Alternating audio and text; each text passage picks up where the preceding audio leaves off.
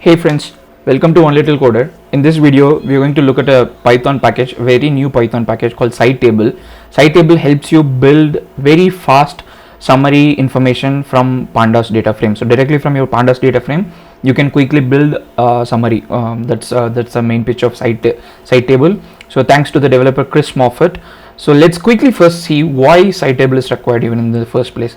So I'm loading the dataset from Seaborn, and the data set that I'm loading is Titanic, something that everyone is very familiar with.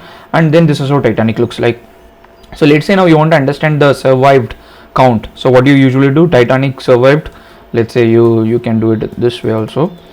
Titanic survived, and then you do value counts, and you get the value. So but what if you want the percentage? Then you try to normalize it. But now what if you want something else? So or maybe if you want a combination of the frequency and also count, and that is where you are expected to write more and more code. And then sometimes during the process of EDA, you want to just explore the data, not spend a heck lot of time writing the code for the same purpose of exploring the data. And that's where Sitable actually comes into play and then helps you. So the way you can install Sitable is pip install Sitable, and then I've already installed, so please make sure that you have installed it. Once you install it, you can import Sitable. After you import Sitable, the same thing that we try to do here. So what we are trying to do here is, first we want the count, then we want the frequency, the two most important thing. Percentage, frequency is anyways the count. So what Sitable gives us is, by default Sitable gives us all these four attributes. One is count, the second one is percentage, then the cumulative count, and then the cumulative percentage. Maybe at this point the cumulative percentage and cumulative count would not make much sense, but in a lot of other cases you can make use of it. But that is the main pitch of Sitable, that you write a single line of code, almost same like how you do value counts, but you get more in return.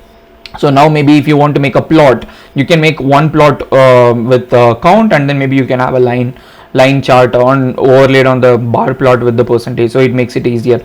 So it's not just for survived. Let's say you have gender, you want to know which sex they belong to, so you can just simply say Titanic is the Pandas data frame, and stb is to invoke this function from Sitable. So you don't have to use any alias by default. Like I just loaded, if you can see that I just loaded Sitable as Sitable, but you can use this the data frame dot stb dot frequency, for frequency, and then you can give the categorical variable in which you want it to be counted.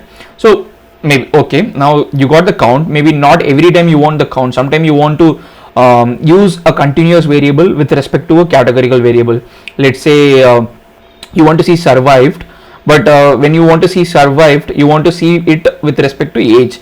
So what I can do is I can say, okay, let me insert a new cell here, Titanic stb fric, and I'm going to say survived, but I want it to be based on the value which is age.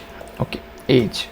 And when you do that, you can see that survived, those who do not survive, their age, this is the total age, and you do not need total every time. And there are some instances, for example, you want to see the class, the ticket. So where do we have class? So you have class, first class, second class, third class, and then their ticket cost. So ticket cost is fare, and then if you do, you would get the first class total fare, second class, third class, and second class, and you also get percentage, and you can also get cumulative percentage. So that's where value is really useful. So you can just look at the help document to see how. So you can see what kind of arguments it takes. So it has columns, which is just we saw. So the reason it has columns is because you can group it based on two columns also. So the example that we saw here, which uses 6, is only 1. So maybe I want to say, okay, I want to do it based on survived, and I want to see 6. Then when I do that, I can see that, okay, male 52% has not survived, female just 9% has not survived. So female 26% has survived, male 12% has survived. And maybe in this case you can also use cumulative percentage to understand things a little bit more. So that is the main thing about Freq. There is one more important thing that I found using Freq is there are many times when you're doing EDA, you could have a lot of categorical values, and that is the time when you want to use when you want the program to tell you that okay, I want to group a bunch of things and then call it others. I hope you get the intuition. So to simply show you, so let's say we have P class. I don't know how many attributes we have. P class, and then let me take embarked. So I'm taking embarked. You can see here that I have a lot of classes.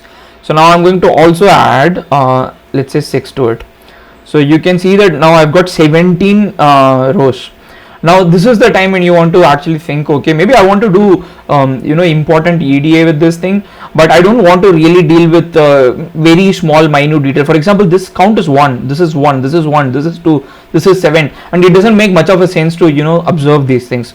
And that's where you want to group these things together so that you have the most proportion at the top, and then the least occurring ones are just grouped together. So for that purpose, they have something called threshold, which is defined by thresh, where you can say that anything that is above, let's say in this case we are hitting 97% here, right? So you can now say anything above 97% I actually do not care, so put them all into others. So this is called others. So that is what this is about. So if you are using a particular analysis, and then you do not want to deal with after a particular threshold, you do not want to deal with them, and you want them to be grouped together now, so that you can better understand them rather than individually looking at it.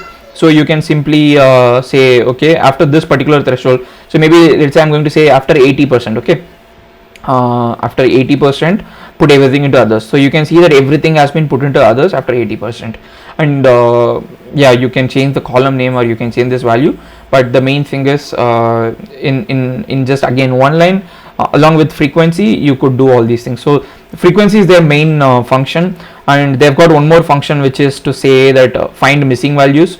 So in again one line you can find missing values, and maybe you can start making a plot even in that case, like plot. Let's hope it works. Oh yeah, it has worked. So you can actually so it's just one line.